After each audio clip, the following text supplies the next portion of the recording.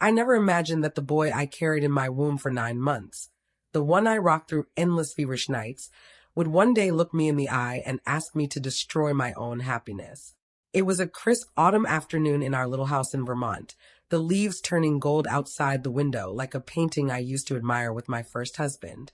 My second marriage to Henry had just begun, 6 months of quiet joy after years of widowhood's hollow ache. We were sipping tea in the kitchen, the steam curling up like fragile hopes when my son Michael burst through the door. His face was twisted, not with worry, but with that entitled rage I'd seen growing in him over the years. "Mom," he said, his voice low and sharp like a knife hidden in velvet, "you have to do this for me, for the family." And then he laid it out, the terrible thing. He wanted me to accuse Henry of theft, to plant evidence in our home, old jewelry from my mother, and call the police. "It'll get him out of the picture," Michael whispered, leaning close, his breath smelling of coffee and desperation. "The house, the savings, it's ours, not his. He's just after your money." My heart stopped. Betray the gentle man who'd mended my broken spirit? Lie to ruin him? I felt the world tilt, the teacup slipping from my fingers, shattering on the cold tile floor like the trust I'd built my life on. How could my own son ask me to commit such a sin? But as the pieces scattered, I knew this was the end of pretending. This was the moment everything changed.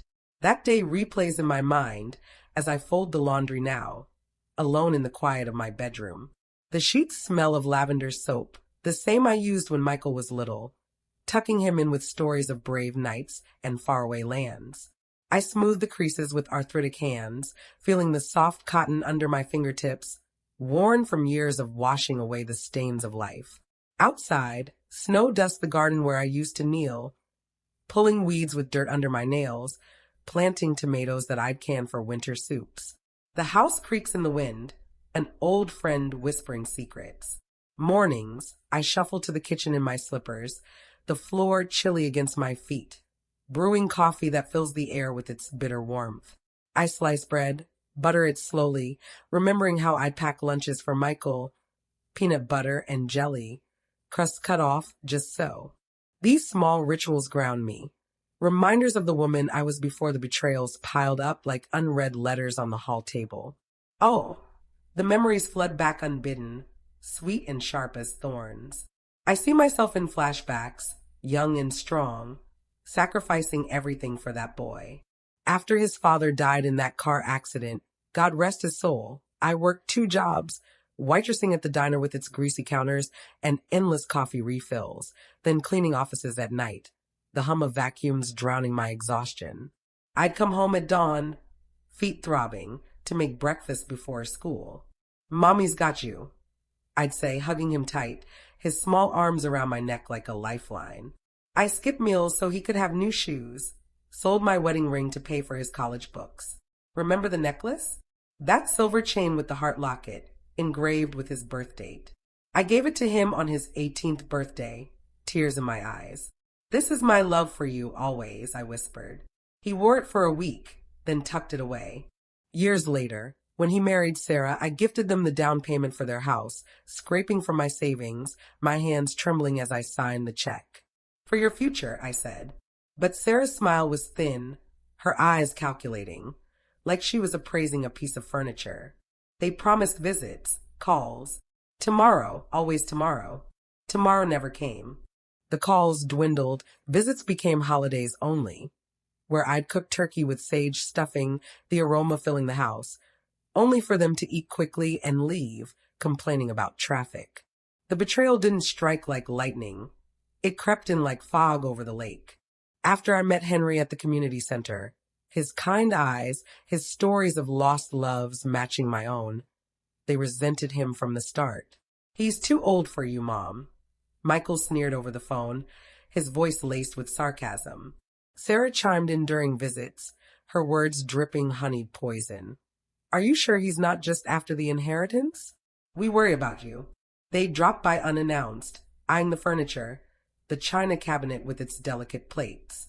Once Michael asked for a loan, just temporary, for the business, and I gave it, watching my bank account shrink like melting ice. But repayment? Excuses piled up. "Next month, Mom. Promise." The disrespect grew bolder. During my bout with pneumonia last winter, I lay in bed, coughing into tissues that smelled of menthol, the room dim and lonely. They didn't visit. A card arrived late and signed. When Henry proposed, their fury erupted. "You're replacing Dad." Michael shouted at the engagement dinner, his fork clattering on the plate. Sarah whispered to him, her hand on his arm, gaslighting me with, "We're just concerned you're rushing." Think of the family. Family? I'd built it with my sweat and tears, only for them to chisel away at it. Then came that afternoon, the terrible ask. My heart shattered like that teacup, pieces irretrievable. In the silence after he left, I sat at the kitchen table, staring at the broken shards, each one a symbol of our fractured bond. The necklace, he'd pawned it years ago, I learned later. The house, my sanctuary, they saw as theirs to claim. Enough. The realization dawned slow, like sunrise after a storm. I wasn't their doormat anymore. My inner voice, long silenced, whispered fiercely, "You deserve peace, dignity, boundaries." I straightened my back, feeling a quiet strength uncoil. My revenge was silent, a shadow moving in the night. That evening, with Henry by my side, his hand warm on mine, I called the lawyer. We revised the will, removing Michael's name, leaving everything to charity and Henry's children from his first marriage, kind souls who'd visited during my illness. I canceled the life insurance policy where he was beneficiary, the papers rustling like dry leaves. Next, the bank accounts, joint access revoked with a few keystrokes, the screen glowing in the dim study. I changed the locks on the doors, the new keys cold and shiny in my palm, symbols of reclaimed control.